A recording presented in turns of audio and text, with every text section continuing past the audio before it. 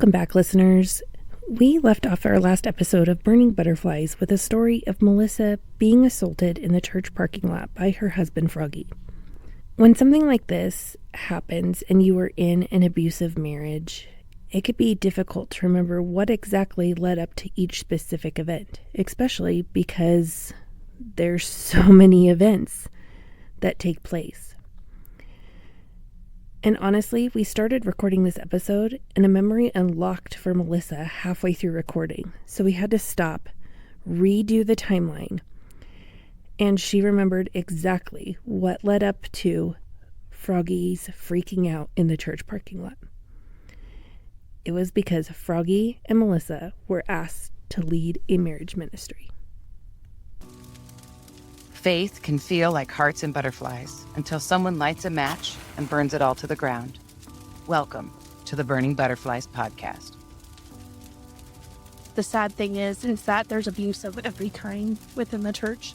But the spiritual abuse is the stuff that just What's a place there shouldn't be abuse? Like, there just shouldn't be abuse in a place that claims to. Well, it ruins your soul. If you're new here, we suggest listening to our prologue episode first. This is the story of two women's journey through toxic church culture and spiritual abuse, all while finding healing in the end. Sometimes it's just the facts, and if you get offended by it, that's a you issue. And if we can't be mature enough to have these conversations, even if some of the topics are difficult, then shame on us.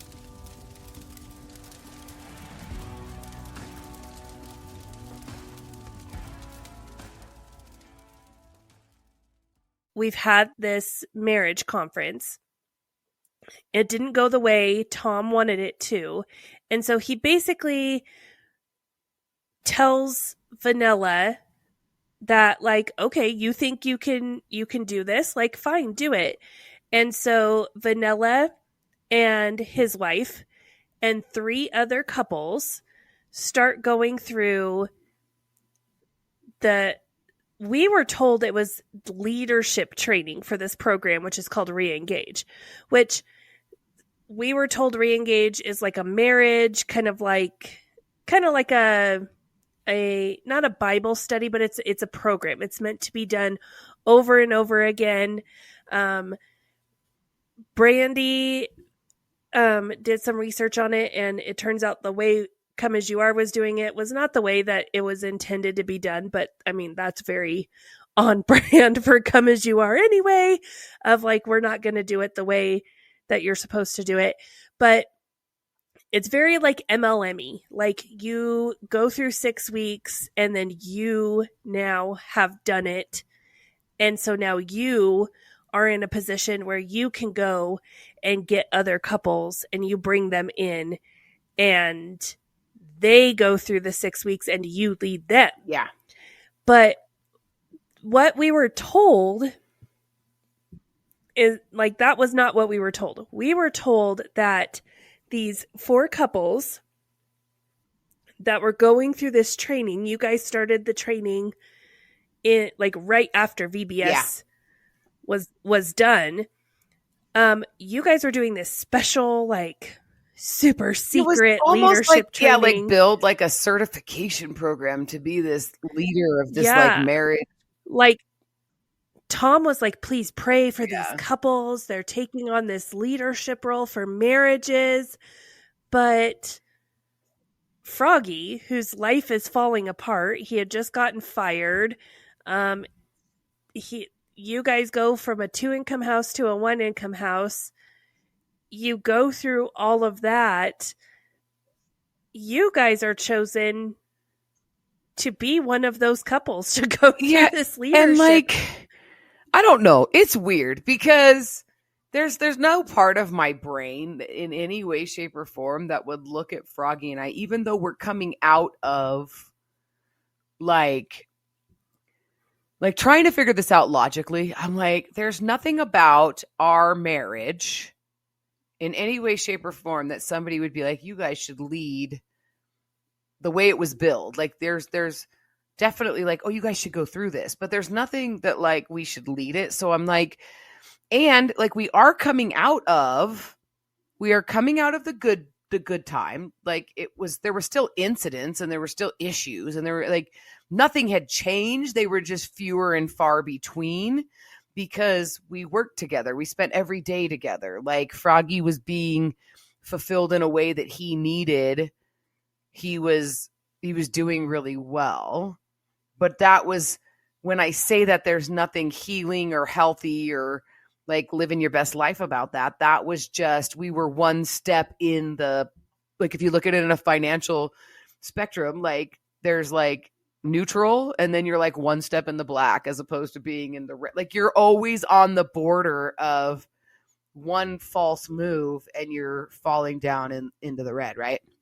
And so that one bad move comes from Froggy losing his job. Like, I mean, you're teetering on good, not solidly in the good. And so one misstep of, oops, I got fired from my job and now my whole life is unraveling. That doesn't lead us into good, healthy life is solid. Like that is the thing that like he starts spiraling down. Like that's, like, I don't even know. So, well, and at this point, he's already like started back on his old cycles. You don't show up to VBS. Yeah, like we've already gone down that path. Tom and Charlotte are full on aware of what is happening in your home.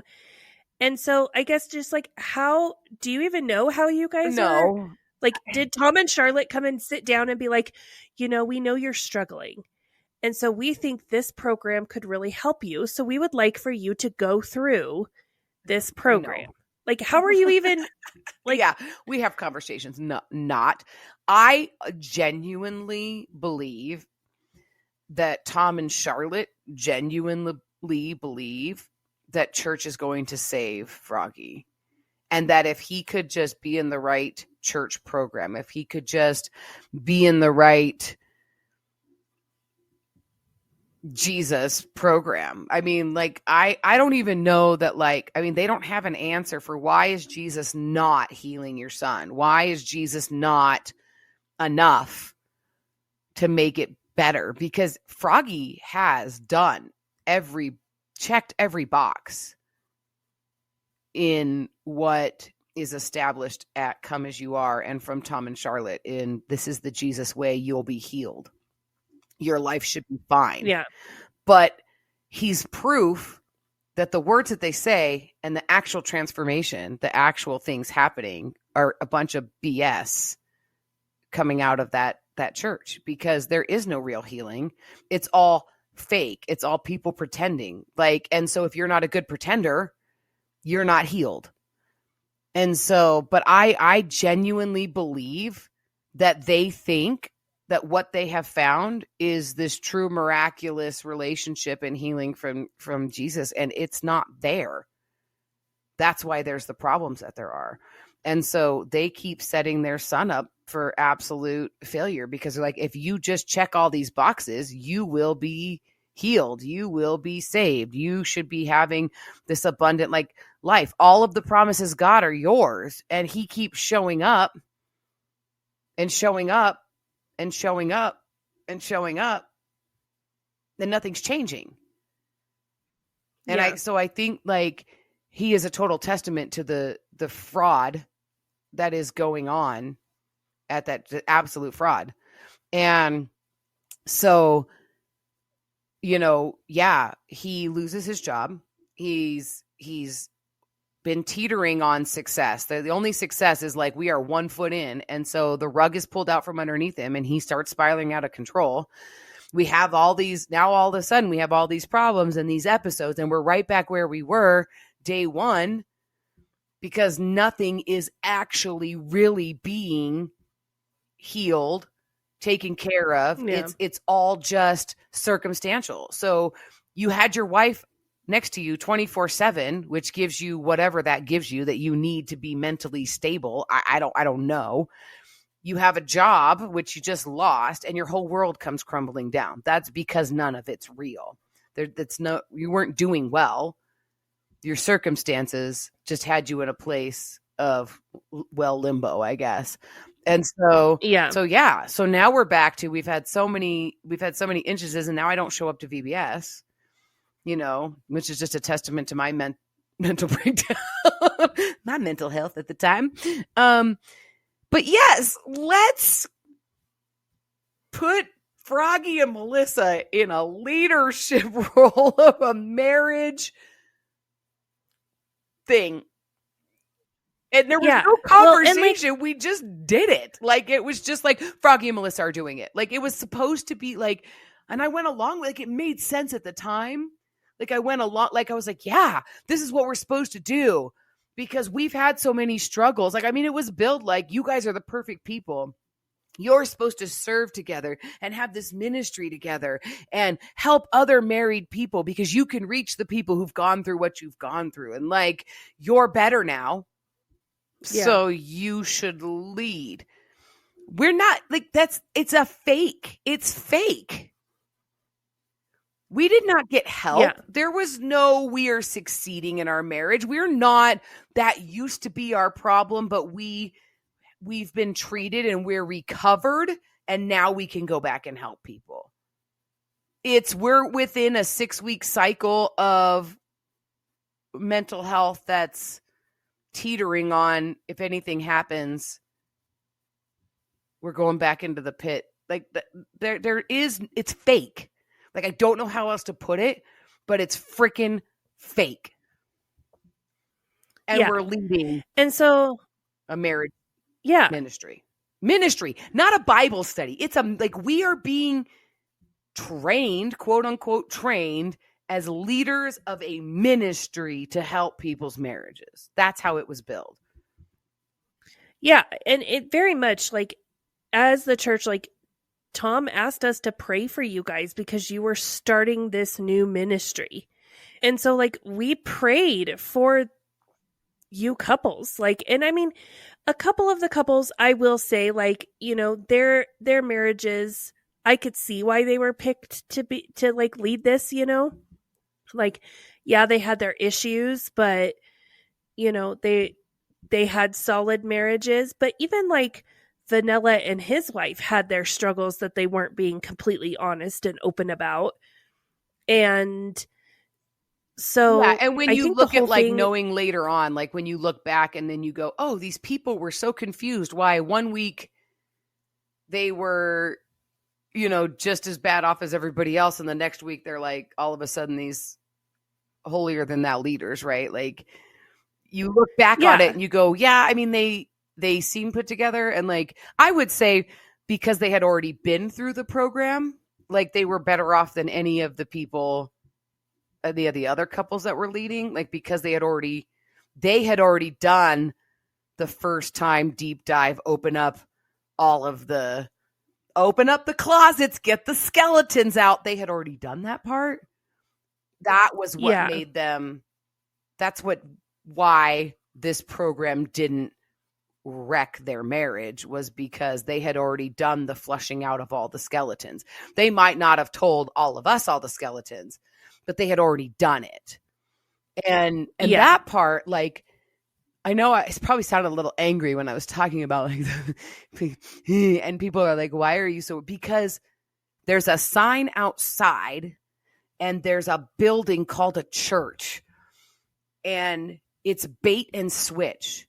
You have people with titles like pastor. You have programs that look legitimate, like they're going to help you, but the people helping you are not trained. There's no legitimacy to what is going on, and you're putting people's lives and marriages into programs, telling them you're going to help them. And this person is a quote unquote leader. You're using words that tell people you're somebody who can help me. And then you take it a step higher that you're representing God himself and Jesus, and people have an understanding of what that means. Like, you are talking about the creator of the universe and representing that. And it's bait and switch. You can't actually help these people. You have no training. And actually what you're doing is hurting people. Like, that's why I get upset. So I just want to clarify that. Yeah. Well, and like, honestly, this is probably the most like cluster F episode that we have tried to piece together of like how things actually happened, because everyone that was a part of the decision-making process, all of these decisions happened behind closed doors between Tom and Vanilla, and only a few people were clued in on bits and pieces of it, and we don't even know like how stuff actually came to be. And like, we've talked to a few people who like went through this program and everything like that, and it just like everyone has a different story of what happened, and so we've kind of had to hodgepodge all these pieces together to try to give you an idea of like how this went down. But it all comes down to no one had any right to do any of this, because the church body is being told, you guys are going through this training so that you can actually help people in their marriages, when in all reality, you went through a 6-week Bible study. Yeah, focused on and marriage. You were a 6-week Bible study focused on marriage so that we could turn around and do the 6 weeks again with other people. And because we had already been through it, and like in our group, Mr. and Mrs. Vanilla had already done the 6 weeks. So we were now their first group of people through their second set of 6 weeks, while the rest of us were doing our first set of 6 weeks. So then they were going to do a third set of 6 weeks, and we would be on our second set of 6 weeks, and then we would have new people on their first set of 6 weeks. And I got to tell you, like, it's no joke that like the study was based around, we're going to uncover it all and let's talk about it. Open the doors to the closet. 6 weeks. Yeah, in 6 weeks. We're gonna just fix all your marriage problems in 6 weeks. 3 easy steps to Jesus marriage. And I get, like, you might have people going through that study who, when they open the closet door, there's like a femur left in there from a skeleton. I get it.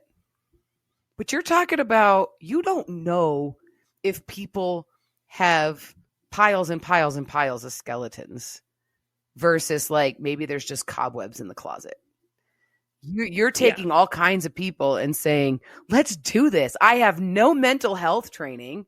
I have no idea what you've been through in your life. No conflict resolution. No none of it. Training of professional mental or emotional or spiritual training I'm not a professional in any way, shape. There's nothing. Like, I don't know how to express that to people. And then I'm going to tell you in the community, do you need help in your marriage? We can help. So that is what leads. We left off the last episode of Melissa in a parking lot. Getting her ass with kicked. Froggy.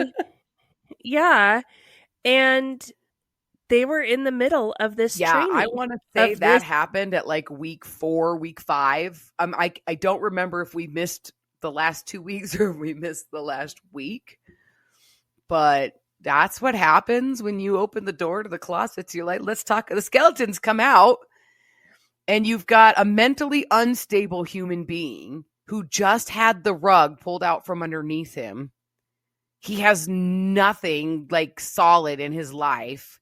And then you put him in a leadership position, and he's got to be an example. And for Froggy, like, I got to tell you, so, you know, if you want to look at the hierarchy of leadership, Mr. and Mrs. Vanilla were, quote unquote, they were bringing it. They've already been through the 6 weeks. They're the leaders.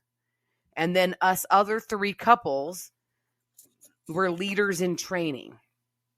But Froggy He doesn't know how to do a leader in training or how to not lead. He just knows that he's in charge, right? And he's showing up like, and I don't even know that it's that. It's just that he shows up like, I have it all put together. I have memorized every word of the Bible. I obey all of the rules and the laws, and I know them all. And I am this ordained person, right? Like, that's how he shows up. But is that the reality? No. It's not the reality. And so all of these people are being honest and sharing. And I was really taken back and surprised by what was being shared in this group.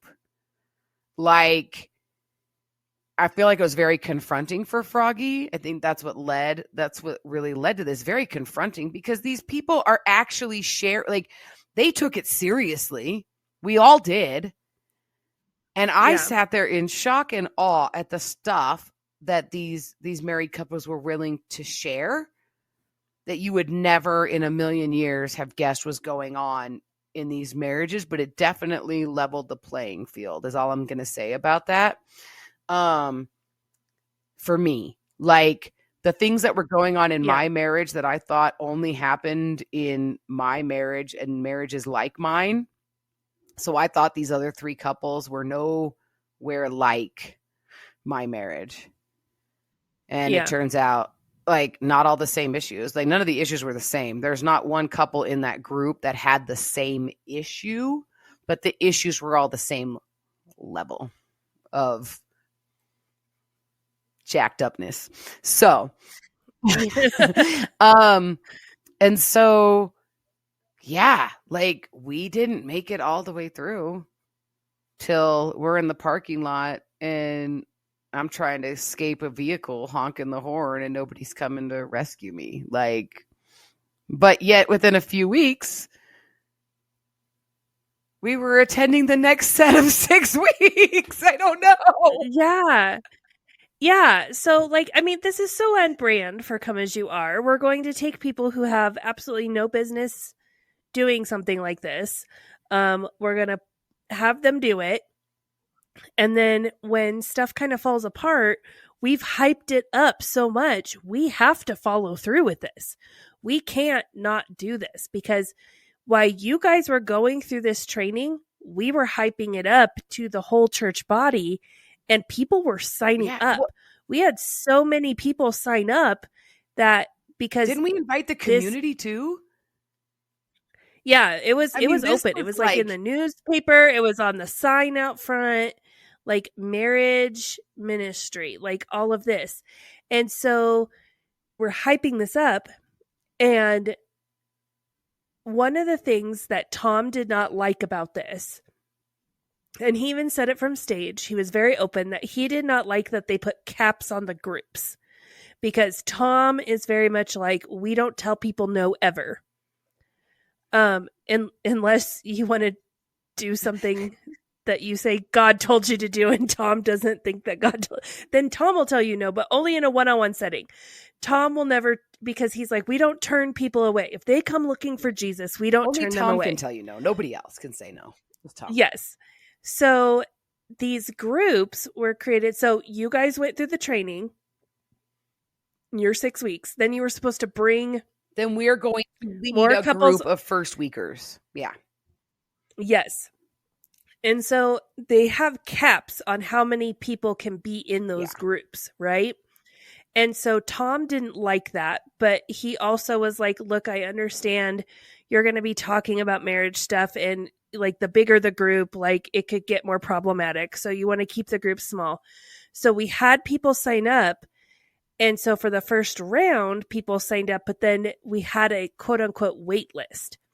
So we had to create stuff on Thursday night to do with the other people that they were kept interested and coming on Thursday nights while they were waiting for you guys to go through that 6 weeks with the first round of people. So they could jump in on and then it would round. Be their turn. Yes.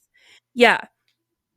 And so this whole thing turns into a giant mess. And there's probably about I mean, we could probably do a whole podcast just focusing on how effed up this whole situation was. There are people that I hope that in the future we can bring them on our Patreon and we can have a conversation with them about what re-engage was to them, because the stories that people could tell that were a part of it, I was not a part of it. I, like, from the very get-go, Justin and I were very much like, nope, like we were coming around, we were in a good place, and we were like, we are not doing anything to do with this, right? My interaction with this was all of this, the mess that ensued could have all been prevented had all of the church leadership, the people who were leading Reengage, and the people who were expected to do childcare, and the worship team, if everyone just would have had one conversation all together, they could have come up with how can this work best for everyone. If there had been like right? planning? Yeah. Like what? Mature adult functioning. Yeah. Had that happened. You mean had like senior leadership wanted to be an actual mentor to the people who were trying to lead something for the first time and been like, hey, like this is the way we got to do things. Like this would be very helpful for you to plan with everybody involved. So Tom's leadership style is very much, if it is his idea, he is going all in, right? In everything that we've uncovered to this point, I am a firm believer that Tom allowed re-engage to happen. First of all, to kind of make it seem as though his marriage conference that was a flop wasn't like, well, that wasn't the only thing. That was just an introduction to this other thing. It was kind of like smoke and mirrors to get people to not pay attention to the fact that like there were women who legit wanted to like throw hands at this marriage conference, right? And then women are being mean to each other at women's retreat because of what happened at this marriage conference. And so I think it was a little bit of that, but also Tom wants to say he's training up Pastor Younggun, he's training up Vanilla, when in reality, his training and leadership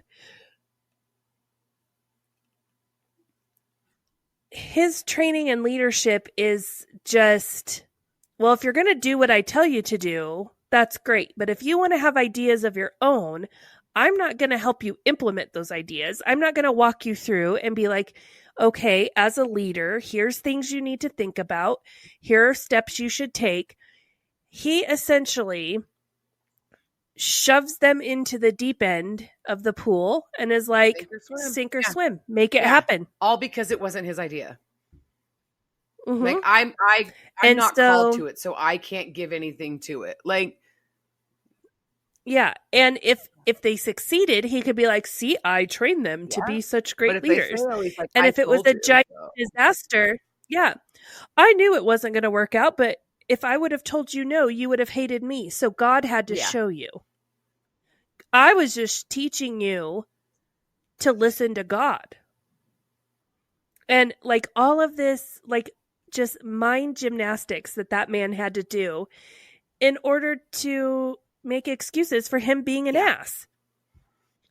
And so this all goes down. No one knows what's going on. The worship team does opening worship on Thursday nights. We've already been having Thursday night service. So everyone thinks like, oh, this is just, it's going to go like how we've had other Bible studies be a part of it. We do opening worship. Everyone's in there for opening worship. And then everyone goes to their studies, and then we do a closing worship. And when we're doing closing worship, someone goes and tells all the Bible studies, hey, they're doing ending worship, and those Bible studies pray and end, so then everyone is all done at the same time. That's not how this goes down at all. I I am not a part of the conversations with like, so the children's ministry leader, this is the point in time where she's ready to like dip. She's ready to go on, do her stuff at the Christian school, right? No one informs the two women who are doing children's ministry on Thursday night how many kids to expect. We have no idea how many kids, are going to show up on a Thursday night because you're bringing in all of these couples and it's billed that there is childcare. Well, we can't just do childcare. You can't just watch the kids play, give them some goldfish, and keep them alive. No, we have to have a program. Like, you have to disciple them, and you have to, like all the things. It has to have all 5 purposes, right? Yeah. And so these women are pouring hours into building these lessons and doing crafts and doing games and all of this, that everything points back to the central lesson that, whatever Bible story they're on that week. So they don't know how many kids are going to show up. You also have to think this is on a Thursday night. Like parents have to get up and go to work, that we implement all of this right as school is starting. Yeah. And so you have some kids, depending on what school the kids go to, some kids have already started school. And like parents, if you haven't started school yet, you're trying to get your kid back on like a school routine, right? You spend those last few weeks of summer like, okay, we can't stay up so late. We got to start, going to bed early, waking up a little earlier, all of those things. And for years, Thursday night has been an argument of it goes so late, because if you are serving, you have to be there like 5:30, 6 o'clock at the latest. Church starts at 6:30, and then you have to go through church service. Then you have to clean up. It ends at 8, sometimes 8:30. It depends on who was doing the preaching. When Tom was doing the preaching, it ended at 8:30. Once Pastor Younggun started taking over preaching, it was ending at 8, because Pastor Younggun acknowledged that like some of these families wanted to like, get home.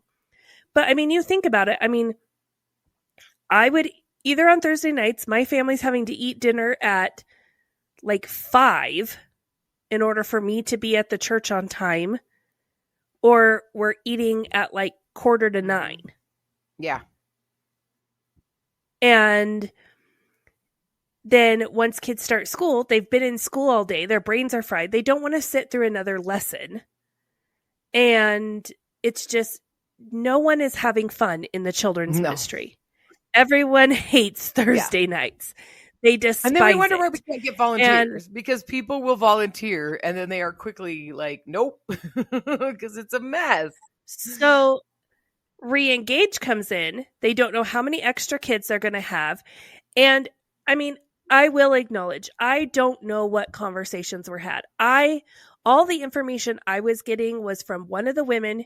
It was 2 ladies who did children's ministry on Thursdays. They were both very, I guess you could say they were kind of pushovers, both of them. One of them was just very quiet, and she just kind of was like, "Welp, it is what it is. I'm not going to rock the boat, whatever." The other one would come to mom's group and she would cry and she would complain about how awful it is.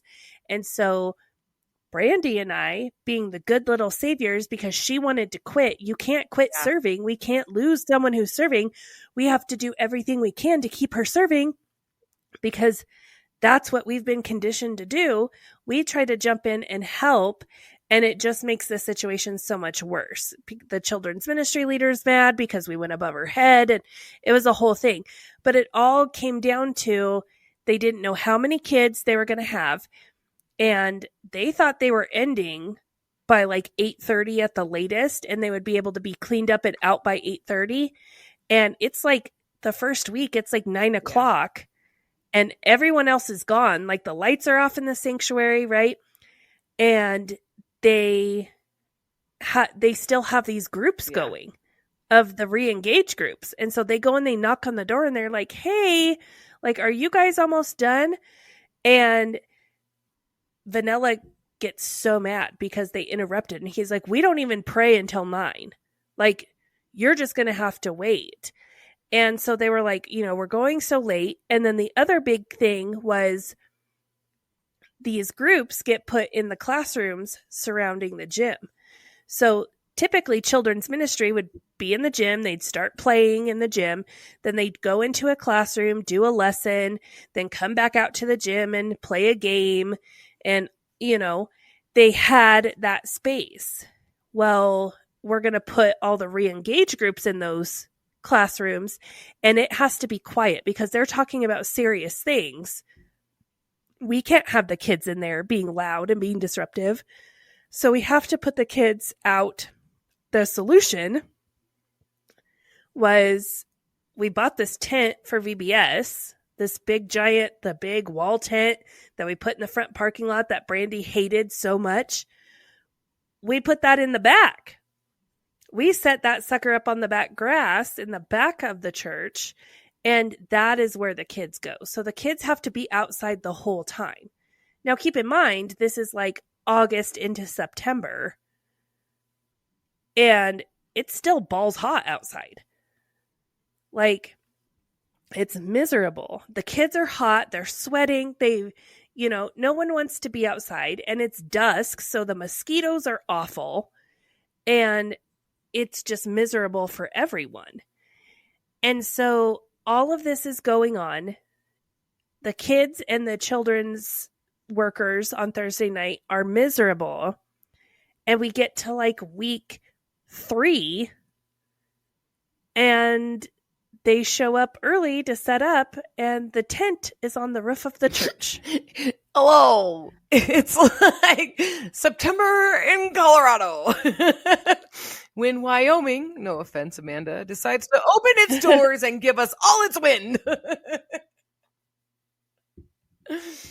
Yeah, it's so funny because I feel like the end of August is like in Colorado, like summer's last little, like, oh, you thought it was hot all summer? No, it's like we have a week of like awfully hot weather, and then all of a sudden we can be like, okay, it's fall. Here's some wind.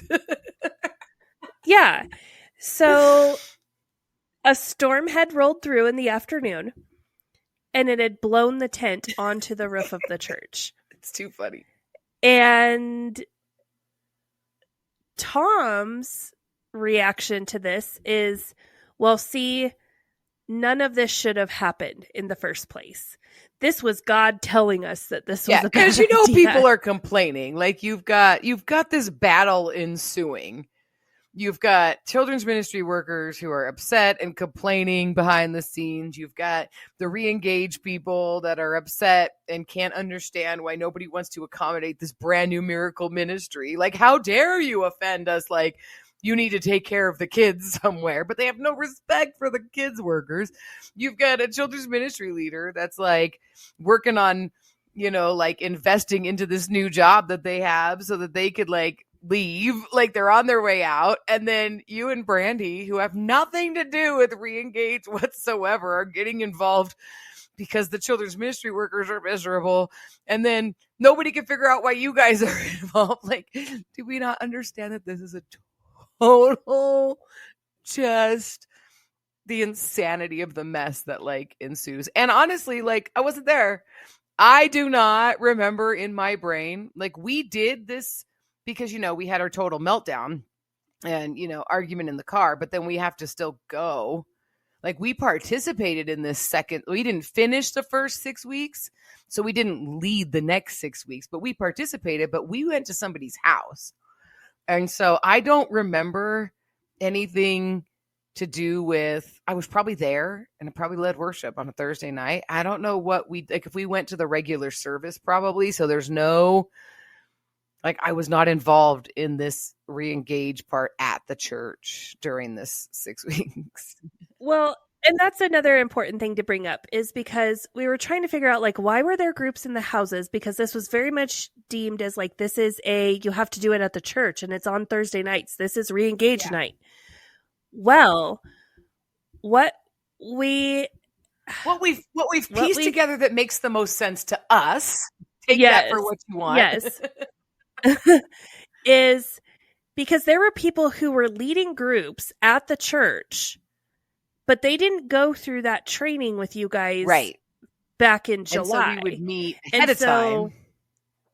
Yeah, so they would do the in-home groups started like because it was a like a couple days Tuesday or before. something. Like we would have gone on Yeah, like a so like Tuesday to their house and done it. so yeah, there was someone in that group. There was a couple in that group that you did in a home that you would meet on Tuesday. They would take that week, and then they could go on Thursday and they could lead a group on Thursday. Because there was also one of the 4 couples. So the group that met, and I really honestly, I think it was a Tuesday. 2 of us, 2 of the 4 couples that went through the original 6 weeks went to this in-home study on like a Tuesday night. The other couple completed the first 6 weeks, and I think they were the mentor couple for the people who own the house that we met at. This couple wanted to lead. We needed leaders. And so the solution was they were going through the first 6 weeks, but under the mentorship of somebody who'd already went through the first 6 weeks, so that 2 days later they could be the lead couple. That made it all okay. They were training and leading in the same week, 2 days apart. That's how we do that. But you should come to us with all of your serious marriage problems, because we have been trained and we have Jesus. That's better than anything in the world. But that couple that was like, they were getting trained on Tuesday and leading on Thursday, that woman took this so seriously. And honestly, I think this probably could have just fizzled out and just, it would have been like all the other things that Come As You Are has done over the years, where we do this big push, everyone gets excited for like 4 weeks, and then it fizzles out and no one ever talks about it again. I think Reengage could have been that had this woman not taken this so seriously. So we're going to call her Big Mama. Like, so, because I think of like, you know, the movie like Big Mama's House. Like, she just, like, we're just going to call her Big Mama because everything about that character in Big Mama's House is this woman. She gets overly involved in the marriages of those in her group on Thursdays. To almost a dysfunctional level. Her own children don't really have a lot to do with her. She doesn't have great relationships with her own kids and their spouses. And so she kind of uses this group as like she wants to feel like she is needed as a mom. So Big Mama and her husband come on Thursday nights and they're leading. We go through all of this stuff. The tent blows up on the roof. Children's minute. So it's decided we're just going to limp through this 6 weeks and then we're going to be done, right? It is brought up that we have so many people that signed up for that first round that are waiting. They're on the wait list and they've been coming on Thursday nights and listening to Pastor Younggun preach, and they're serving. And so the biggest fear is that these people are serving if we don't let them take the Bible study or the program or whatever we want to call Reengage. Yeah. They're on this wait list. If we tell them we're not going to move forward, they're going to be mad, and then they're going to stop serving, and then they're going to stop tithing. So we have to keep them happy. So we have to offer it again. Well, it all goes to pot, right? And Big Mama really wants to keep this going. She wants this to continue. She is told, nope, we're done. And the way this is set up is that you take you go through your 6 weeks, right? But then each of you go and you find couples that you lead through it. You don't stay with your group. Your group gets dispersed. Every 6 weeks, you have a new group. Big Mama didn't like that. She liked having her little group that she's collected, her little, like, you know, she's like a mother hen. She's collected her little babies and she wants to nurture them and, you know, help them grow in their marriages and in their faith. And so she starts doing things at her house. And she kind of goes off the rails. They can't continue re-engage because there's nothing past the 6 weeks. You just keep doing the 6 weeks over and over again. And so there's nothing more they can do. They've already done the 6 weeks. So they start going through all these other marriage things. They start going through love and respect and two become one and all of these other things, right? And she does this outside of the church. And for a while, they function kind of outside Tom's knowledge that this is happening, right? Meanwhile, we have to do another 6 weeks just to make the people happy who are on the wait list. So the Partridge Family couple, they end up coming and they do another round of 6 weeks. This goes so much better because they're on the worship team. Yeah. So they start worship, they go and they do the re-engage, and then they have to go back and they have to do ending worship. So we're ending on time. Children's ministry is happy. They're happy letting kids be in the gym because they're fine being surrounded by kids screaming and chaos and all of that. So they're like, no, it's fine. The kids can be in the gym. We'll be in this classroom. Like, they work with it, right? So the last 6 weeks are pretty uneventful. And it just is kind of like, we're just going to let those people who were on the wait list go through. And I don't even think they really did re-engage. They kind of just winged it. Yeah, I feel like they did the study as a Bible study and not as like a life-saving, let's get to the nitty. Like, yeah, I could see how you could be very like re-engage light. Like, you can go as deep into it as you want. So I'm not sure why, like, initially we felt like we really needed to, like, dive to the bottom of the barrel. Well, and, like, that second 6 week phase that the Partridge Family led, they had couples come in and share their testimony. Oh, I remember that. And then the couple who shared their testimony would leave, and then they would sit and discuss, like, oh, what did you get out of that? What did God, you know? So they weren't really doing it. Yeah, I remember that. That's crazy. And so, because Justin and I were asked to come in and share our testimony. I forgot about that. And it was really weird because we came and we sat down, and it was like we had 2 chairs up front that we sat in, and then like in like a semicircle around us was all the other chairs. But there was like rows of them. And so you had like 3 rows of a semicircle around you. And you sat there and you basically were like, yep, this was the worst parts of our marriage. Yeah. And so we shared our marriage testimony. And then we left, but they continued. So like, it definitely felt like, well, we're going to go and we're going to talk about, you know, Justin's affair, and then we're going to leave. So they're probably talking about us. Yeah.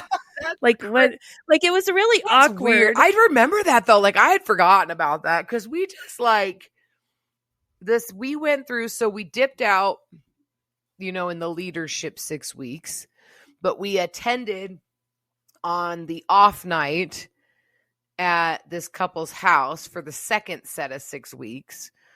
And our level of participation was like, we showed up, but we didn't engage. We didn't engage and re-engage after that. Like, because the first 6 weeks ended in the violent episode of the car. The second 6 weeks ended with a lovely potluck where I learned how to make this amazing toffee apple dip. And that's all I remember.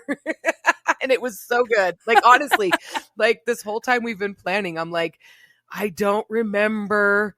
I held somebody's baby and I ate toffee dip with apples. And that was my second set of 6 weeks of re-engage. That was it. Well, highlight of my life. Big Mama's group continues. And that's one of, like, honestly, when I say we could do a whole podcast on Reengage, like a lot of it could revolve around these people who were in her group. She gets very involved in their marriages, and wait, just to clarify, this is long after, like, I want to just before you tell the story, because this is amazing, but like the leaders did 6 weeks. The yes. Thursday night service did 6 weeks. And then the wait list did 6 weeks. So this is 18 weeks after we decided we're doing this. And it ended. That was the end of Reengage at the Church. But it was not the end of marriage ministry for Big Mama. No. And I'm going to try to be as serious as possible when I tell this story, because I'm going to like laugh so hard I'm going to cry, because this story like, blows me away, because I didn't know any of this before we started planning for this specific episode.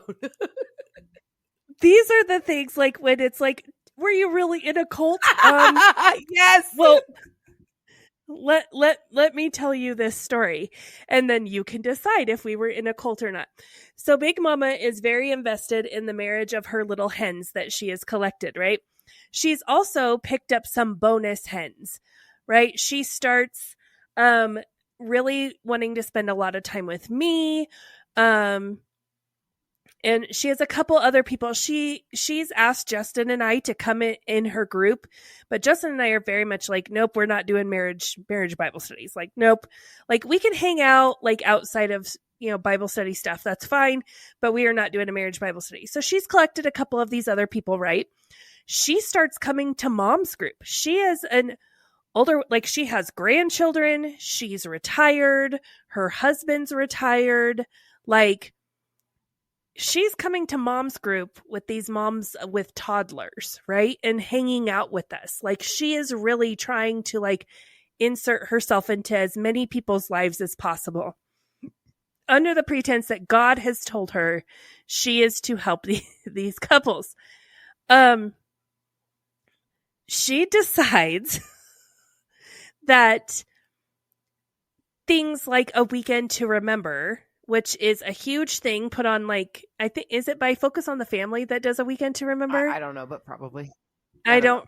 Yeah. So there's a few different versions of it out there, but basically these big like ministry, like parachurch organizations will do these big things. And so it's, you go away for a weekend. It's kind of like you're going to a marriage conference. You stay at a fancy hotel. They create this like, romantic thing, and they give you this homework. You go and you sit at this conference all day, and then you go and, you're supposed to go out on a date, and they have nice dinners, and then, you have like romantic hotel rooms, and it's supposed to be like rekindle the romance, reignite the fire, and all the things, right? Well, she decides that some of these families, her little hens that she's collected, can't afford to do that, because these weekend to remember, like, they're expensive to go on these things. So she decides, she has this huge house that she has bought, that her dream was to fill it with her grandchildren, and her grandchildren aren't coming over anymore. And because she tried to get super involved in her kids' marriage the way she's involved in the people at the church's marriage, and like, that didn't go well for any of her children. So the grandchildren aren't coming over, the kids aren't coming over anymore. So she has this huge house, and she has, her basement is like, there's like a living room, there's like a little kitchenette, right? It has a walkout into the backyard where she has like a water feature. And then she has a spare bedroom and a full bath down there. She has her husband renovate their basement. So I am at her house. Okay, I have to try to make it through the story. I am at her house, and she is so excited to show us what she has done, what her husband has done. So she is telling us that she's going to invite these couples, and she needs Brandy to be the child care provider. So Brandy is going to take these these couples' kids overnight. So Brandy is having kids come to her house overnight. That is this woman's plan. And the couple, the parents of the children, are going to go to Big Mama's house. And Big Mama is going to make a taco dinner. And, it'll be a taco bar and it'll be super cool. And so, like, this couple and Big Mama and her husband will have dinner together upstairs. Then Big Mama and her husband are going to go to bed. Then this couple has full access to the basement downstairs. And up there's like her basement is a walkout basement, but then like on the main floor, it has a deck that comes out. And on that deck is a hot tub. So they could use the hot tub, and it's fine because like her husband put this like little, like kind of like one of those, it's like a gazebo type thing, but it just has like canvas sides and stuff. So it's almost like a pop-up, canopy with sides on it that he kind of put around it so they could put the sides down so they feel like they have privacy. And then she takes me into the basement, and she has this all set up as like she was excited. She was going to show me how she was going to set it up for these couples. And so there is like this like meat and cheese tray spread. Like now we would call it like a charcuterie board, right? But like in 2016, we didn't have a word for it. So she just had like this meat and cheese spread, right?